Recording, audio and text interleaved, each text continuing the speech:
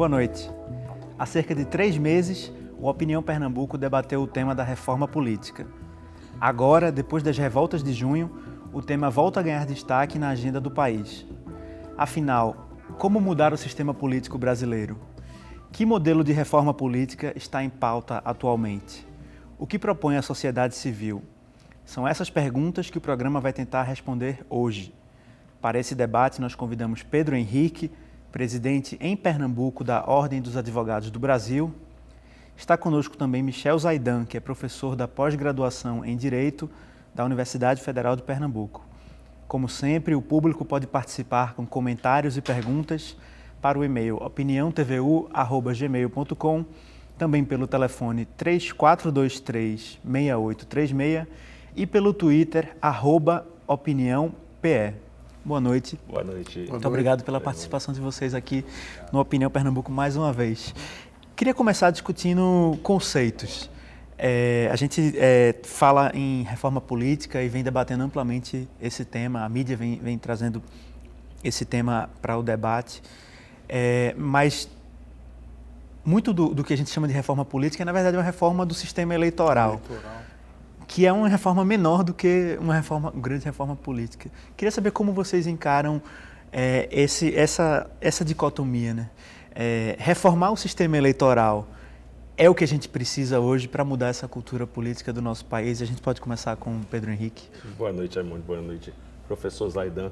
Em nossa opinião, a reforma política, sem dúvida, ela é inerente, a reforma eleitoral é inerente à reforma política, pois é a alteração das regras do jogo do acesso à política, aos cargos políticos, aos cargos de representação dos nossos agentes políticos. O legislador, o governante é eleito pelas regras eleitorais.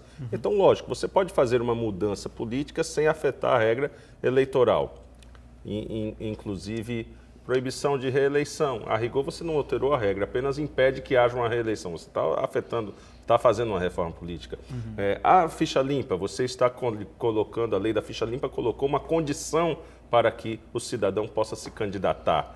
Ali foi uma reforma política parcial, mas foi importante, né, que a sociedade civil clamou e o Congresso, mediante muita pressão, atendeu. Então, eu acredito que hoje a gente, para fazer as reformas políticas mais profundas, temos que demandar uma ampla reforma no nosso sistema eleitoral, ou seja, aprimorar as regras do jogo para que a representação popular se aproxime, acabe esse divórcio entre a população e os seus representantes. Professor Zaidan, mudar o sistema eleitoral é fazer uma reforma política, na sua opinião? Em parte, né? Porque a questão da lei eleitoral é a conversão de votos em cadeiras no parlamento. Esse é o fundamental, né? Basicamente. E, claro, que garantir a chamada verdade eleitoral. Às vezes, em função das coligações, essa verdade ela não se expressa como devia no número de votos, mais ainda no número de cadeiras no parlamento. E muitos bons candidatos que têm representatividade não são eleitos em função das regras atuais, né, da legislação eleitoral. Então, uma reforma eleitoral deve, naturalmente, tratar dessas questões de adequar, não é, o número de eleitos à representatividade dos candidatos. E, para isso, naturalmente, tem que ser preciso cuidar da questão das alianças nas eleições proporcionais, na verticalização das eleições majoritárias. Não é? É preciso um certo disciplinamento em relação a essas alianças, porque elas muitas vezes conspiram contra a verdade eleitoral da sociedade. O senhor falou de aliança. Uma das propostas que vem sendo discutidas é a questão da regulamentação ou até mesmo da proibição de certas coligações nas eleições legislativas. Né? São as proporcionais, né? As eleições proporcionais. Qual a sua opinião sobre isso? Como Eu acho que está correto. A proibição? Para as coligações das eleições proporcionais. Então, já houve uma instrução normativa do TSE, inclusive, que avançou muito no disciplinamento dessas coligações. Uma era a verticalização, né, das alianças nas eleições majoritárias. O que é verticalização? E não permitir que haja coligações diferentes da eleição do presidente para a eleição do governador e a eleição do prefeito. Haja uma uniformização, isso chama-se verticalização. É como se a coligação que você pela faz lá, qual tem que repetir embaixo. O presidente concorre, o governador tem que estar na mesma, os deputados... Teria que ser assim. Não é? E a outra seria a proibição realmente da coligação nas eleições proporcionais, porque tem havido muita distorção nessa questão da representação parlamentar, advinda das coligações das eleições proporcionais. Agora, vai ter muita resistência, porque muitos partidos, pequenos partidos, se beneficiam muito dessas coligações. Partidos com poucos recursos, fundo partidário, candidatos que não têm tanta visibilidade, eles se aproveitam dessas coligações para se eleger. Agora, o que vem ocorrendo é que há, de fato, uma distorção grande no que diz respeito à tradução da vontade eleitoral da sociedade, quando você tem candidatos que obtêm uma alta percentagem de votos, mas em função do coeficiente eleitoral, muitas vezes, não é eleito, entendeu? Então, e outros que não têm representatividade, ou tem muito pequena, se elegem em função da coligação. Eu me lembro de dois casos bem emblemáticos. Um seria o de Tiririca, em São Paulo, Tiririca. Né? Que sozinho teve uma votação super expressiva e pelo coeficiente ele levou junto deputados que não tinham expressão e que foram pouco votados. E o caso contrário seria aqui no Recife, o caso de Edilson Silva, né? Fala é verdade. Que teve uma enorme votação, 13 mil votos, 13 mil, e não conseguiu uma cadeira no parlamento. A OAB tem uma posição sobre essas coligações? Sem dúvida. A proposta da OAB, né, aliada a uma centena de entidades da sociedade civil organizada, contempla o disciplinamento disso, vedar essas coligações oportunistas, né, de conveniência meramente eleitoral. É um sistema, uma proposta ousada, porque quebra paradigma. Ela prevê, professor, a eleição em 2 turnos no sistema proporcional. O primeiro turno voltado para a eleição apenas no partido, onde se fortaleceria a figura do partido, haveria uma campanha em cima das propostas do partido. E a segunda, no segundo turno, se votaria no candidato. O partido traria uma lista dobrada do número de que alçou no resultado eleitoral do primeiro turno. Então, se o resultado eleitoral do primeiro turno garantiu àquele partido 7 cadeiras no parlamento, o partido vai trazer 14 nomes na sua lista para que o eleitor possa, aí sim, indicar o seu...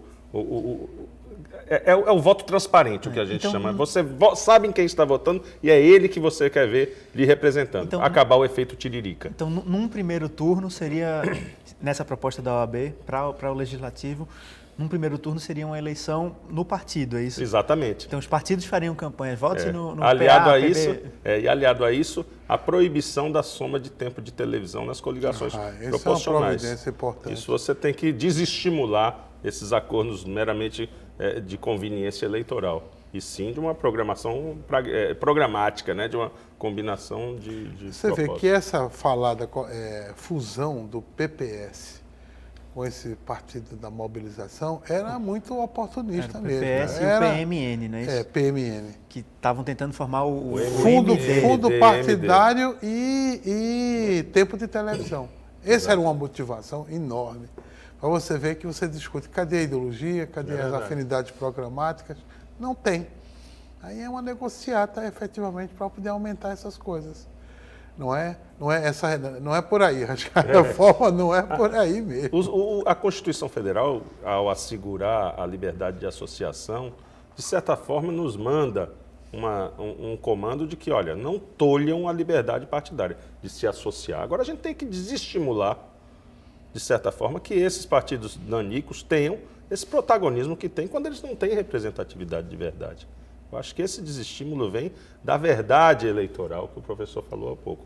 Vamos fazer um sistema onde a vontade do eleitor esteja mais ser tratada, para que o eleitor não vote em protesto ou não no Tiririca e eleja Valdemares e outras pessoas que ele nem conhece. Por outro lado, uma coisa que me assusta um pouco é que a gente caminhe para um modelo bipartidário ou um modelo em que essa pluralidade de partidos esteja ameaçada.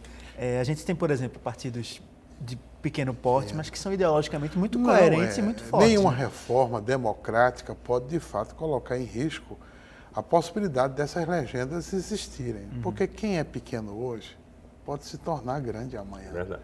Uma legislação que impeça os pequenos de crescerem, ela é antidemocrática, ela não é uma reforma democrática. Não é? Você caminharia para um bipartidarismo totalmente artificial, uma camisa de força num país que é muito heterogêneo, diverso, com muitos problemas para resolver e que precisa de muita representação política diferenciada, choque de ideias, de debate de ideias. O Brasil não é um país para um sistema bipartidário, não é uma Alemanha, não é uma Suíça. Não é? Para nós seria totalmente artificial esse modelo. Quando a presidenta Dilma foi a público, no meio das manifestações, falar do pacto em que ela propunha vários aspectos, um deles foi a questão do plebiscito. Ela propôs um plebiscito para discutir a questão da reforma política. E no caminhar do debate, parece que o plebiscito foi se enfraquecendo, né? Assim, se a gente analisa hoje, acho muito difícil que esse plebiscito venha a ocorrer, pelo menos nos termos que ela havia feito a proposta naquele momento. Como vocês veem, institucionalmente e pessoalmente, essa proposta do plebiscito e essa possibilidade de discutir a reforma política por esse caminho? A OAB tem uma participou de plebiscito, né? Quem participou de plebiscito sabe como é que funciona isso. Não há tempo hábil para dizer à população, ou pelo menos procurar informá-la da complexidade dessas questões. Seria um questionário de mais de 60 pelo amor de Deus, vai fazer uma consciência política de curta duração para poder a população entender o que é que está em jogo efetivamente. Certamente que o professor concorda e a OAB defende o fortalecimento dessas vias de exercício direto da consulta popular, né? Do povo interferindo diretamente nos seus destinos. Mas, neste momento, um plebiscito dessa complexidade, dessa natureza, eu achei realmente impróprio, inoportuno. Você não teria como traduzir isso para a sociedade de como votar no quê. Eu exemplifico uma discussão, financiamento público ou privado. Você tem duas formas de interpretar para o povão, olha, e as pessoas de má fé ou desavisadas dizem, vou dar mais dinheiro a político. Quer dizer, não entende o que é, que hoje já existe um sistema misto, que já existe uma participação significativa do erário nas campanhas, e muito menos a forma indireta que os cofres públicos padecem por causa das campanhas eleitorais. O tempo de televisão, tem crédito tributário dobrado, parece. Exatamente. É complicado essa questão de chamar a população para opinar, porque há um problema grave de esclarecimento sobre a matéria. Eu digo isso porque na universidade mesmo, com um público escolarizado, não há clareza sobre esses temas em debate. Não há. Às vezes não há nem entre os políticos, diga-se de passagem. Essa discussão em torno da reforma política ela é relativamente nova no Brasil. Ela faz parte de uma agenda americana que trata da engenharia política do país como sendo muito importante para a qualidade da democracia. Eles dizem assim, tão importante quanto o voto universal, o povo votar, é se a engenharia política é adequada para o tipo de país que se tem. Então, essa é uma discussão muito nova de cientistas políticos anglo-saxões e está muito difícil, muito longe de ser facilmente compreensível para as pessoas. Precisaria de muito mais debate, muito mais discussão, para poder preparar minimamente a sociedade civil para ela poder participar dessa escolha. Eu confesso que a imagem de chegar numa urna eletrônica e ter que responder a pergunta de você prefere o voto distrital misto ou distritão? Sabe. É uma questão complexa. O que é isso? É verdade. Os prós e os contras. Não é? Tudo isso as pessoas não sabem. Não sabem nem que já teve voto distrital no Brasil, na época do Império, por exemplo. Persiste em alguns casos como o voto para senador, né? Pois é. Agora, vai explicar isso como? Num processo de plebiscito, não é?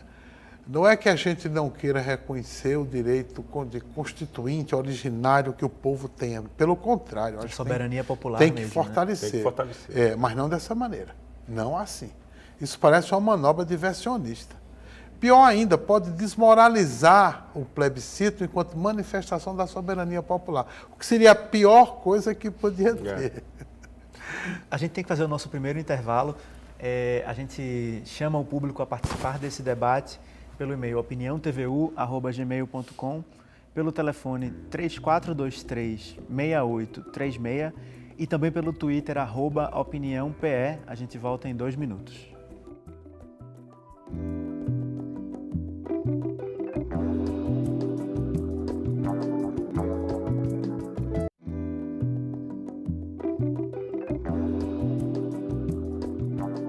De volta com a Opinião Pernambuco, nosso tema de hoje é reforma política. Participam do debate hoje Pedro Henrique, presidente em Pernambuco da Ordem dos Advogados do Brasil, a OAB. Está com a gente também Michel Zaidan, que é professor da pós-graduação em Direito da UFPE. Você pode participar desse debate pelo e-mail opiniãotvu@gmail.com, pelo telefone 3423-6836 e também pelo Twitter, @opiniãope.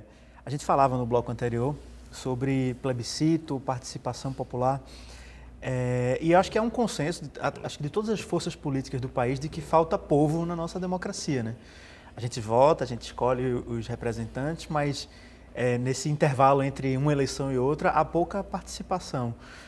Uma reforma política séria e efetiva no país tem que contemplar mecanismos que facilitem a participação, a expressão do povo, os projetos de iniciativa popular, plebiscitos, referendos, esse tipo de instrumento. Como vocês enxergam isso, Pedro Henrique? A OAB tem essa visão, inclusive apoia um projeto de emenda constitucional para facilitar os projetos de iniciativa popular, como permitindo a assinatura eletrônica através da internet, diminuindo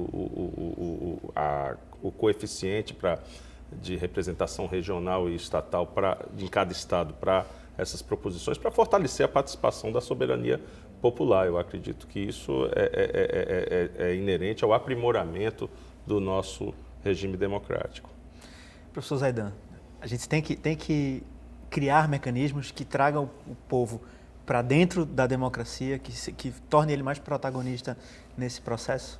É porque há desenhos institucionais que ora estimula a participação, ora corta a participação, né? Por isso que essa questão da reforma é importante nesse aspecto, porque o desenho institucional não é de só menos importância, não. É muito importante, né? Ou para estimular ou para cortar, né? Agora, nós temos um problema que eu costumo chamar de ressentimento da política, né? O brasileiro tem uma espécie de ressentimento muito grande da política. Não sei se pela matriz familista da formação do Estado brasileiro e da própria política brasileira.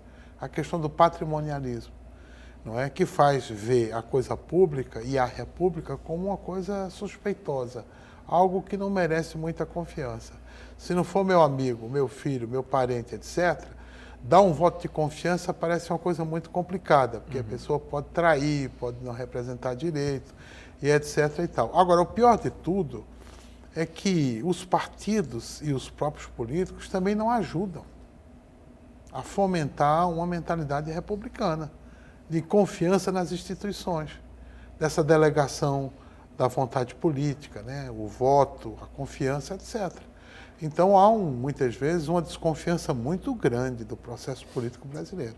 Não é uma coisa fácil, não é uma coisa simples. Agora, como disse aqui o Pedro Henrique, é um aprendizado. Não existe nenhuma fórmula mágica que transforma o cidadão o eleitor em cidadão, o cidadão eleitor, ou a pessoa em cidadão, porque isso é parte de uma pedagogia cívica, alguns chamam de cultura cívica. Essa cultura cívica não é genética, não está no DNA. É uma coisa que se aprende. Só se fortalece com o exemplo, só se fortalece com o hábito, com, não é, a história propriamente dita, e os bons exemplos, sobretudo, né? Então, acho que a gente não deve ficar assim muito preocupado, porque o Brasil ainda não deu um grande exemplo de cultura cívica, de participação, etc. Porque nós temos um passivo muito grande em termos de privatização da sociedade, privatização da política, dos negócios públicos e etc. Talvez a gente esteja começando a aprender o que é uma vivência republicana mesmo, entendeu? De dar confiança aos partidos, às instituições e etc. De valer a pena ir à rua, não é para torcer pelo Brasil. assim, na seleção brasileira.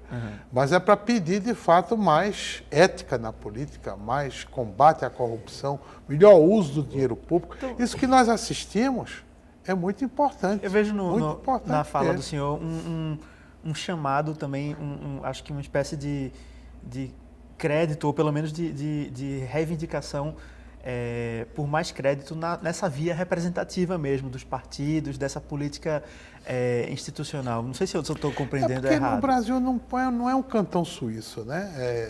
Não pode ser governado por assembleias do orçamento participativo, que, aliás, tem o Instituto da Delegação, porque lá não é direto também, tem delegados, não é?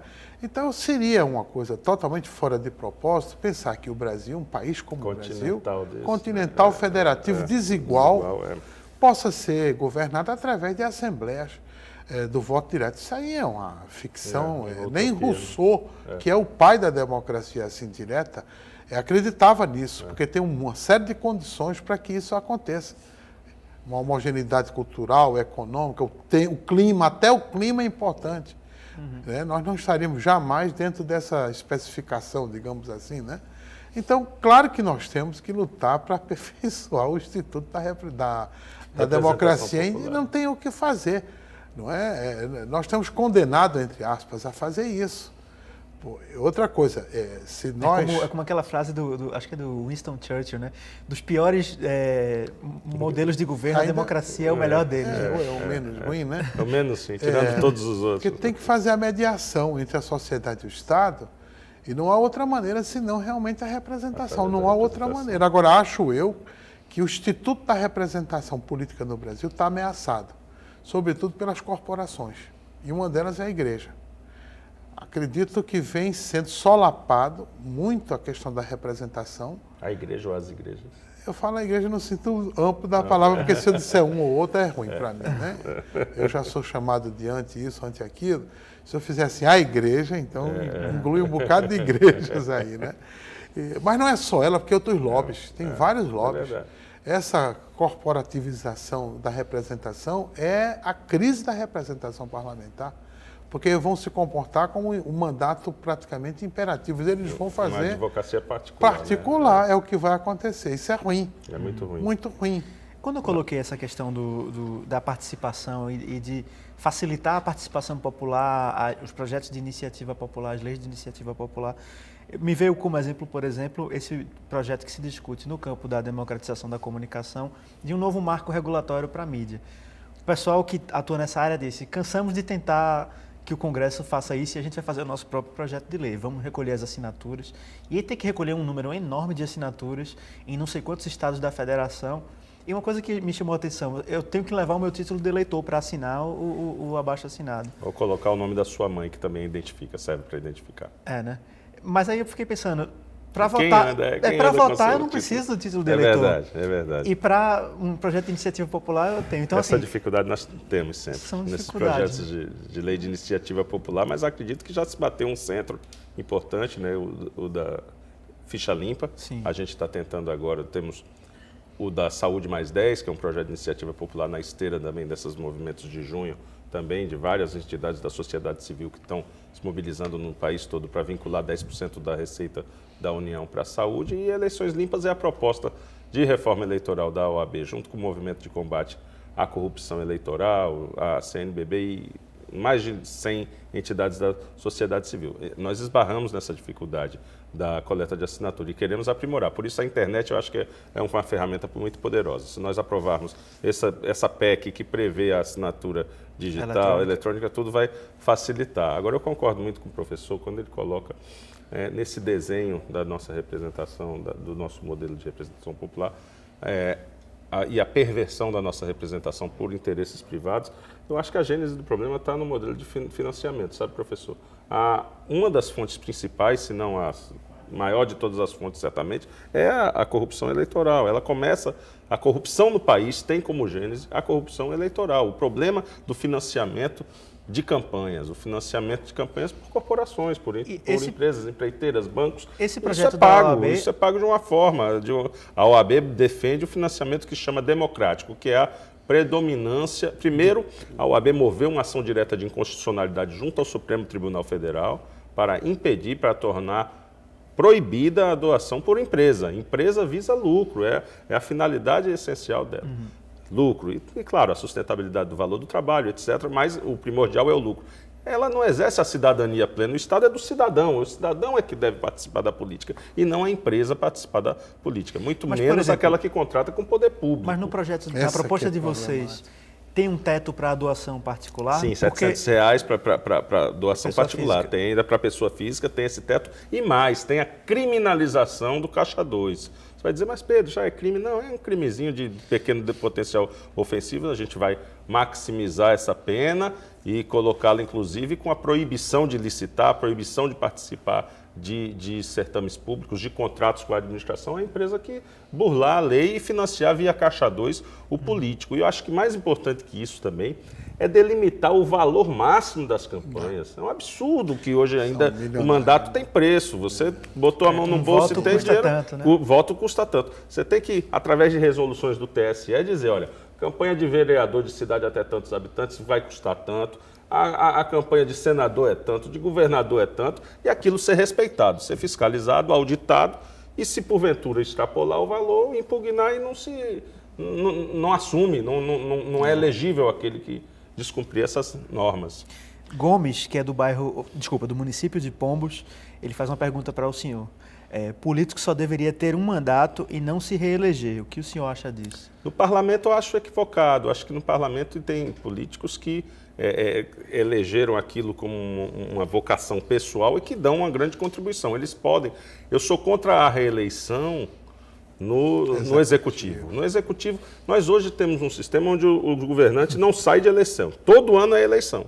Esse ano está cuidando de eleição, porque vai ter prazo de filiação agora em outubro, para o ano cuidar das eleições dele, para no outro ano ter o prazo de filiação da eleição de daqui a 2 anos. Acho que a gente devia unificar a eleição num ano só. Todas, ainda que correndo o risco de misturar o discurso e o debate federal com o municipal, poderia botar em outro mês, mas fazer no mesmo ano. Para poder politizar. Talvez até politize mais as eleições, né? Se juntar, né? Se juntar.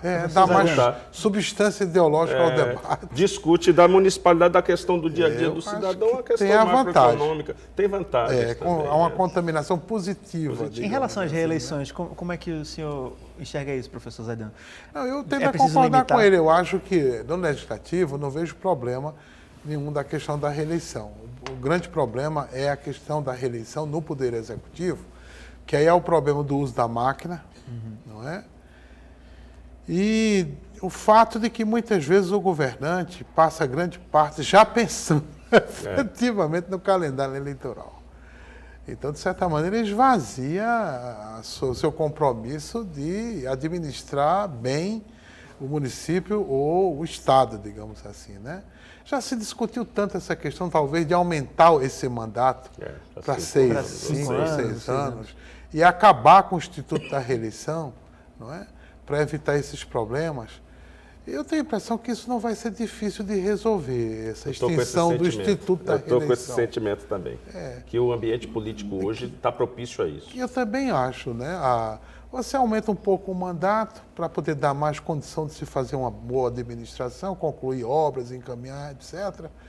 E cede para um outro do seu partido, da sua coligação, e etc., né?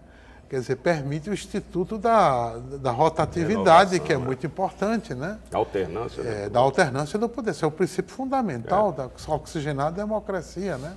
Edmilson, lá do bairro de Tegipió, pergunta o que os convidados acham sobre a transparência das urnas eletrônicas. Ele diz, afinal, não se pode mensurar fisicamente os resultados. Tem gente que questiona a segurança das urnas eletrônicas ainda hoje. Né? Eu vejo muita teoria da conspiração nisso, né? Antes do programa ser inseminado nas urnas, há uma auditoria tecnológica, os partidos têm acesso a indicar seus auditores de sistema para analisar. Eu acho que tem muito de teoria da conspiração. Professor Zaidan, tem que ter o papelzinho lá? Não, de forma nenhuma, né? Isso é obsoleto e é sujeito a muita fraude. Também, verdade. Esse do papel, tá louco. Agora, o problema aí, eu me lembro das discussões em torno disso, do Brizola, inclusive, de que o risco era a criptografia, porque você sabe que existe de fato a criptografia, que é para embaralhar mesmo, não permitir. Mas existe uma chave que permite ter acesso a essa tradução, o código disso, né? E aí é que está a questão, né? Se for inteiramente garantido o sigilo, a inacessibilidade, etc., não há nenhum problema. Agora, se de alguma maneira essa criptografia puder vazar ou cair em outras mãos, aí é que está o grande risco. Tem agora a história da biometria, né? Que acho que dá um pouco mais de segurança também, ao processo. Né? Sabe o que eu acho? Eu acho que vem havendo um aperfeiçoamento muito grande. É verdade. Nesse aspecto material do processo eleitoral brasileiro. Se há uma coisa que avançou nas eleições do Brasil, é a parte material propriamente dita, a organização da eleição. Entre os melhores do mundo, né, professor? Muito eficiente. O que, aliás, essa questão da rapidez é muito importante para evitar especulações. Quanto mais demora a apuração dos votos e a proclamação dos resultados, isso cria um ambiente de especulação e de intriga que não é brincadeira. Não é de gente que já pensa que vai haver fraude, vai haver falsificação, desvio. Né? Quanto mais rápido, melhor. Porque já dirime, já previne, já tira, né, qualquer possibilidade de você alimentar a conspiração. Né? Vocês já fizeram o cadastramento biométrico? Eu ainda não, mas aí eu vou fazer. O meu título é relativamente novo, bem novinho, porque é uma segunda via. Mas todo mundo é obrigado a fazer, né? Não pode não fazer, tem que fazer, né? A gente vai fazer mais um intervalo. Mande o seu comentário, a sua pergunta, a sua crítica para o e-mail opiniãotvu@gmail.com. Você pode mandar também pelo telefone 3423-6836 e também pelo Twitter @opiniãope, e a gente volta em 2 minutos.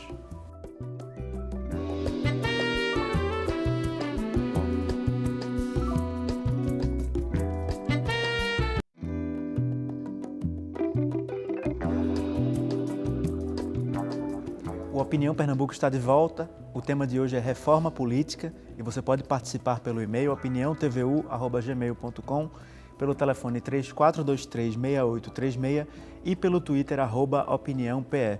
Queria voltar às perguntas, à participação e às perguntas do público. Tem a de Natanael, que é do bairro do Totó, aqui no Recife. Se os senhores são contra o referendo, na verdade a gente falou do plebiscito e não do referendo, né? Se são contra o referendo, que outro mecanismo deveria ser usado? Ele fala sobre aquela coisa que a gente colocou no começo do programa, da proposta da presidenta de, através de um plebiscito, discutir a reforma política. Eu acredito que o referendo seria bastante mais simples do que o plebiscito, mas igualmente desnecessário, pela linha que a OAB está adotando de lei de iniciativa popular, pois a população já estaria encaminhando a proposta, não precisaria a revalidação, que passaria por aquele problema da complexidade. Num referendo você diz sim ou não, né, basicamente? Sim ou não, por aquela medida que foi deliberada já previamente no Congresso. Aquele do desarmamento foi um referendo, não é isso?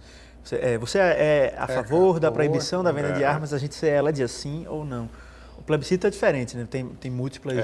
Esse é mais simples, né? Acho que o referendo é um pouco mais simples do que um plebiscito, né? E aquela proposta que surgiu também no início desse debate sobre uma constituinte específica, seria uma espécie de parlamento paralelo para discutir somente a reforma política. Eu acho que a ideia... O professor Zaidan até riu da proposta. Se fazer uma constituinte, faça logo para valer. Para fazer toda, sobre a reforma política, por quê? É um congresso? É um simpósio? É verdade. Não eu acho que o objetivo foi tirar da mão, a ideia seria tirar da mão do legislador a deliberação daquilo que pode cortar na própria carne dele. Ele estaria reativo a fazer uma reforma que comprometeria a reeleição dele. Então, elegeria um colegiado específico para aquilo. Mas a gente já tem exemplos de que quando a mobilização popular, a pressão popular, com apoio da mídia, da imprensa livre, os congressistas acabam tendo que fazer o dever de casa. Acho que foi mal colocado. Diria eu que foi infeliz a proposta, porque provocou um mal-estar enorme entre os poderes, inclusive o judiciário, o poder judiciário. Cada um querendo ter a iniciativa política de encaminhar essa reforma, não é? essa disputa. E o problema todo é fazer uma constituinte. Já em si, isso é um grande desafio. Para um tema específico. A nossa Constituição não prevê, né? Criar constituintes. Então, assim, não. Precisa fazer um curso de pós-graduação com a população para ela poder fazer essa discussão, né? E claro que os parlamentares reagiriam lá rapidamente, não só pela perda da iniciativa política, mas porque poderia a reforma ser contra eles. É verdade. Sem dúvida. Cícero Eduardo mandou um e-mail para a gente. A OAB vai se manter combatente à resistência sobre reforma política? Acho que ele pergunta se a OAB vai manter essa pauta... Na verdade, a gente está com um papel de maior protagonismo. Na ocasião das movimentações nas ruas, nós assumimos um papel apenas de observadores por acreditarmos que não há ameaça ao nosso regime democrático. Então, fiscalizamos os abusos, né, defendemos os direitos humanos e os eventuais excessos, sobretudo da polícia, da autoridade constituída. Agora, a gente vem trabalhando um projeto desde fevereiro que nós vislumbramos que pode ser uma saída, já que estamos articulados com 100 entidades, entre elas, mais de 100, entre elas os parceiros históricos como o Movimento de Combate à Corrupção Eleitoral, a Associação Brasileira de Imprensa, a CNBB, a gente está querendo propor esta reforma política que não precisa de alteração na Constituição, então não precisa se submeter àqueles 3/5 do Congresso, quer dizer, uma aprovação simples, então não mexe em Constituição e poderia ser aprovada ainda este ano, antes do calendário eleitoral, antes de outubro. Então, a gente está acreditando, apostando as fichas nisso. Nos próximos dias de agosto, a gente acredita que iremos propor Quem ao Congresso. quiser assinar o abaixo-assinado de vocês... No nosso site, você pode imprimir ali a sua ficha, assinar, preencher com o seu título de eleitor, ou o nome da mãe, o nome da pessoa, e deixar lá na OAB. E a gente está com esse desafio de coletar 1.600.000 assinaturas. Lúcia, que é do bairro da Caxangá, qual é a proposta de reforma política adotada pela OAB? E ela pergunta se isso pode acontecer por meio de um abaixo-assinado. Duas propostas a gente já falou aqui, né? A proibição do financiamento de campanha por empresas. O financiamento democrático, teto em R$700 para pessoas físicas. A partir daí, o poder público iria reger um fundo para financiar essas campanhas, criminalizando o Caixa 2. O outro eixo principal é essa votação em 2 turnos para que as pessoas possam votar primeiro no partido e nos programas. No caso do Legislativo. No Legislativo e no segundo identificar o seu candidato. E isso vem aliado a uma democracia interna compulsória do partido. Dos partidos, né? É um dispositivo que diz que essa lei se aplica inclusive para as deliberações internas do partido. O partido tem que também ter sua democracia interna. E o terceiro eixo é a questão da liberdade maior na internet. No âmbito da internet, a gente acha que é anacrônico certas regulamentações que ainda existem de tolher o exercício da política na internet. Antônio do Cabo, por que não se acaba com o voto obrigatório na reforma política? O senhor acha que isso é uma questão central? Eu mesmo não sou a favor. Não é a favor não de que... A extinção do voto obrigatório, não sou a favor. Por quê? Porque pode ser já uma maior oligarquização da política brasileira, entendeu? Muita gente pensa que se o voto for facultativo, só os melhores, os mais conscientes vão votar. Esse seria um cenário ótimo, né? Mas não é isso que pode acontecer. O que pode acontecer é exatamente os piores se organizarem para poder, de fato, levar outros a votar, né? E os mais conscientes não irem porque são contra a obrigatoriedade do voto. Descrentes, né? Descrentes, críticos, etc. E há muita gente que é a favor do voto nulo e o da abstenção eleitoral e etc. e tal. A discussão da obrigatoriedade do voto, no caso nosso do Brasil, ela não pode ser feita assim de uma maneira assodada, né? E nem de forma simplista. A nossa população tem, de fato, já no seu imaginário que a eleição é uma festa democrática, que as pessoas se mobilizam para ir votar. Não é só a questão da obrigatoriedade em si, é que há, de fato, uma expectativa muito grande em muita gente simples, povo simples, de que o dia da eleição ele é um dia muito importante. Na vida delas, inclusive. Né? Então, isso ajuda no culto ao civismo. Ao civismo, falando, né, exatamente. Professor? Pode ser que uma certa classe média mais esclarecida, né, ache que o voto deva ser facultativo para permitir maior liberdade de consciência e mesmo de participação. Mas eles pensam que o eleitorado do Brasil é constituído só de bem-pensantes, né? Pessoas que têm opção de pensamento, de escolha, e etc. E tal. Não é bem assim. Não é? Existe ainda uma tendência de abuso do poder econômico, existem lobbies, grupos interessados, de fato, em desvirtuar o processo eleitoral.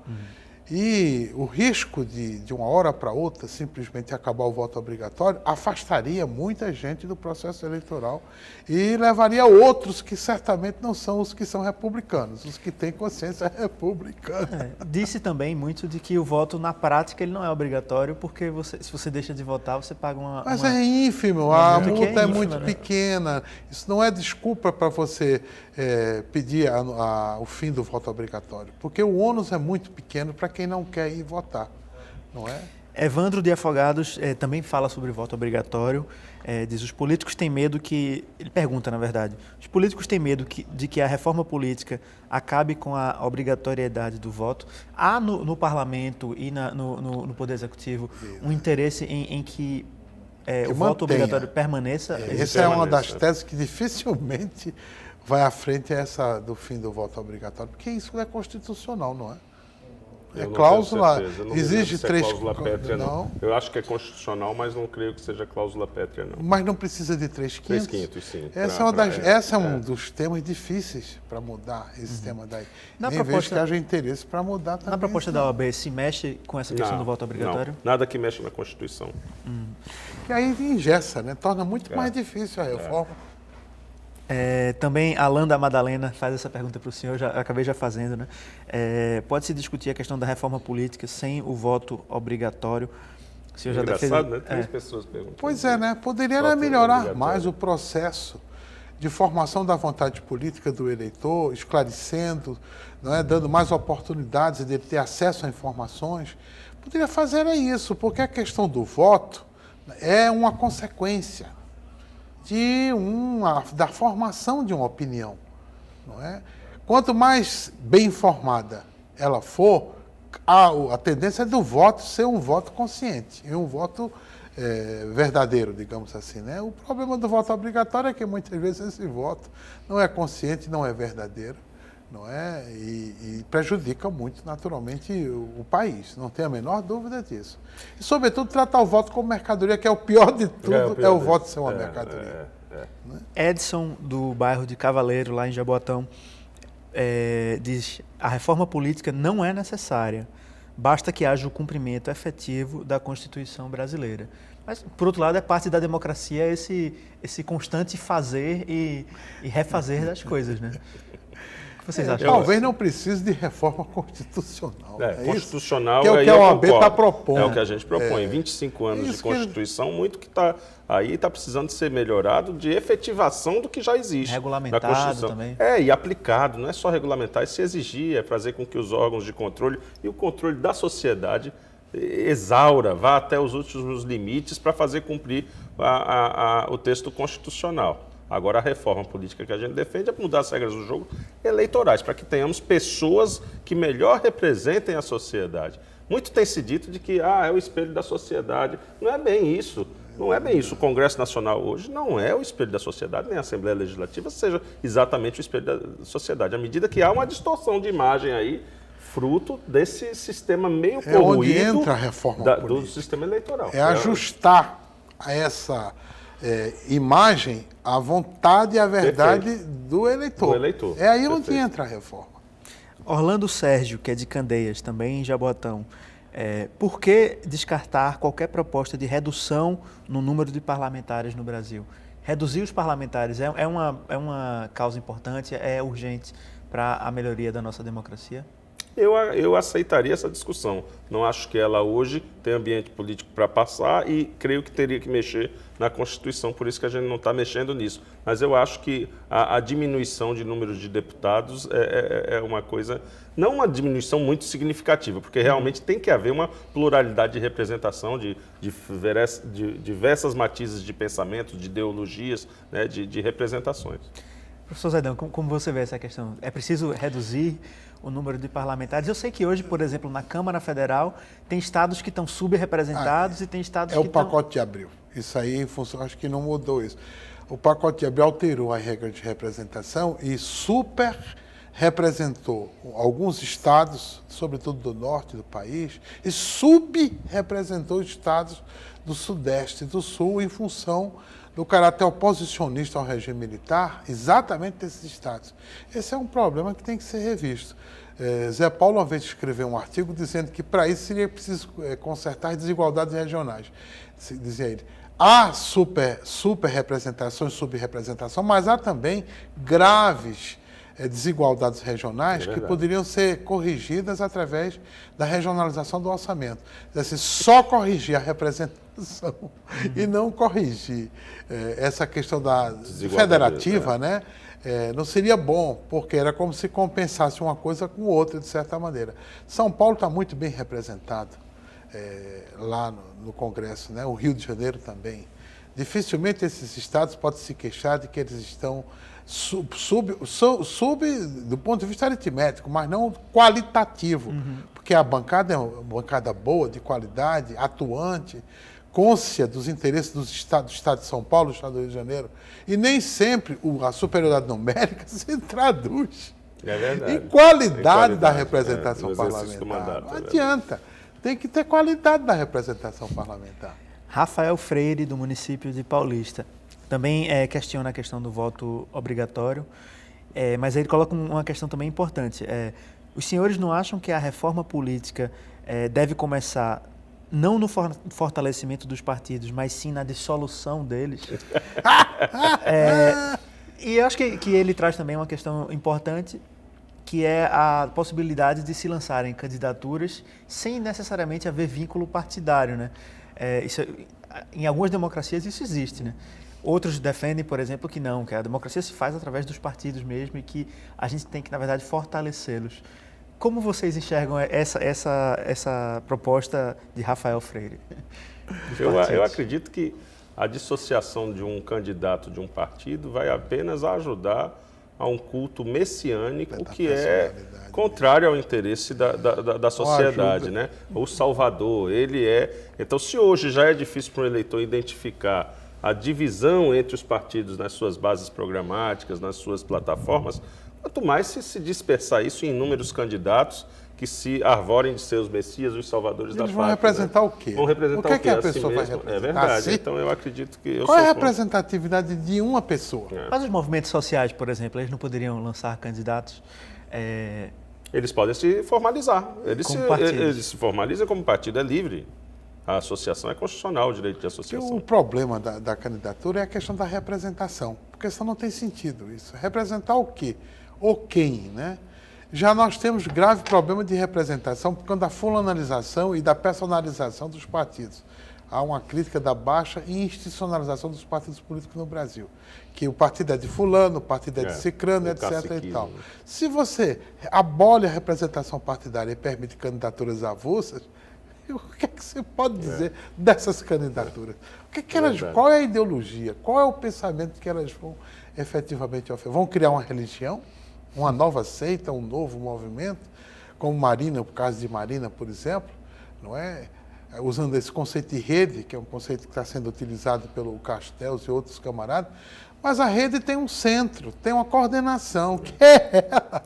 Essa rede não é tão assim descoordenada, descentralizada, não.